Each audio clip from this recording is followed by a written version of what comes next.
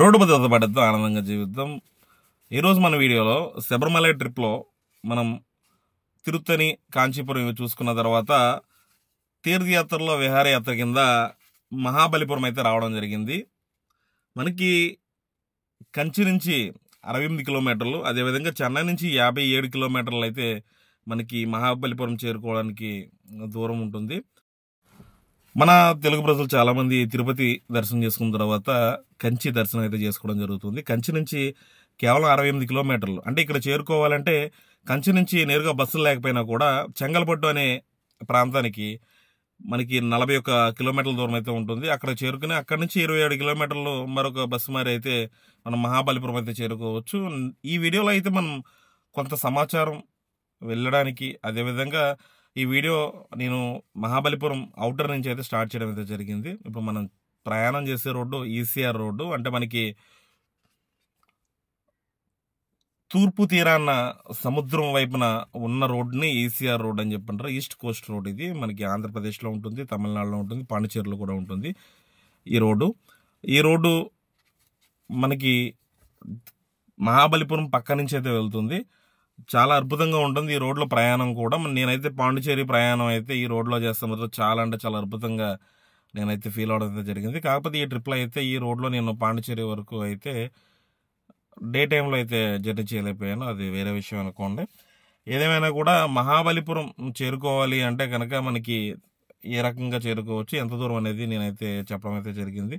ఇక్కడ మహాబలిపురం అంటే జస్ట్ ఒక సముద్రమే కాదు, ఇక్కడ రిసార్ట్లు, హోటల్స్ ఇవన్నీ కూడా చాలా పెద్ద మొత్తంలో అయితే ఉంటాయి. ఇక్కడ మనకి వినోదం తర్వాత నాలెడ్జ్ పరంగా కూడా చాలా మంచి కేంద్రంగా మనకి మహాబలిపురం మనం చెప్పుకోవచ్చు. చిన్నపిల్లలైనా పెద్దవాళ్ళైనా మనకి ఈ ప్రాంతాన్ని విజిట్ చేయడానికి చాలా అంటే చాలా మంచి చాయిస్ ఇది.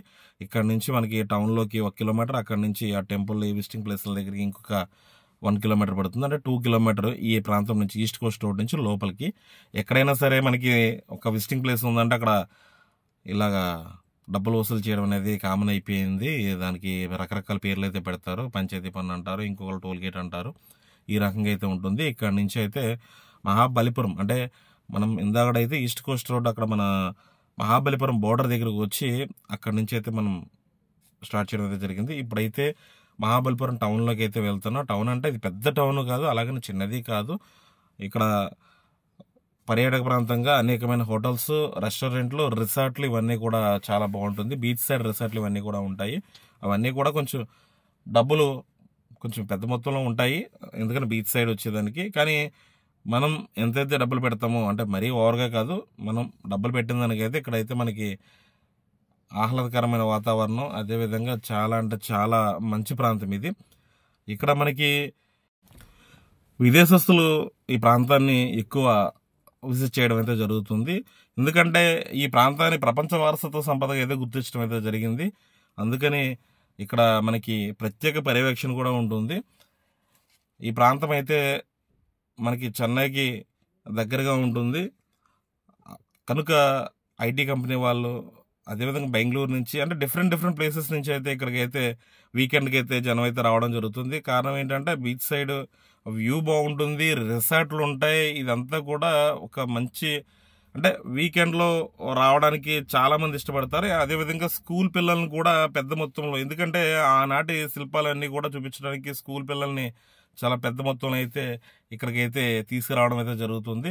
మీరు ఈసారి ఎప్పుడైనా వెళ్తే కనుక తిరుపతి వెళ్ళినా కూడా అక్కడ నుంచి కంచి వెళ్తే కనుక ఈ ట్రిప్ అయితే ఫ్యామిలీతో వెళ్ళినా, విడిగా ఒక్కరే వెళ్ళినా కూడా నాలెడ్జ్ పరంగా కావచ్చు, తర్వాత ఈ ప్లేస్ విషయం అన్నీ చూసుకుంటే చాలా అంటే చాలా బాగుంటుంది ఈ ట్రిప్ అయితే. మహాబలిపురం ట్రిప్ ఇదైతే మహాబలిపురం మనకి బస్ స్టాండ్ రైట్ సైడ్లో అక్కడ ఒక టెంపుల్ కూడా ఉంటుంది, అది కూడా నేను తర్వాత వీడియోలో అయితే చూపిస్తాను.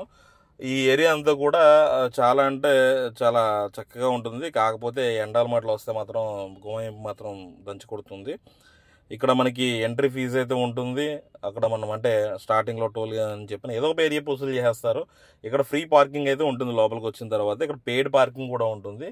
నేనైతే పెయిడ్ పార్కింగ్లో అయితే పెట్టలేదు. ఇదంతా కూడా మనకి సముద్రం వారిన ఉన్న టెంపుల్ దగ్గరికి వెళ్ళే దారి ఇది.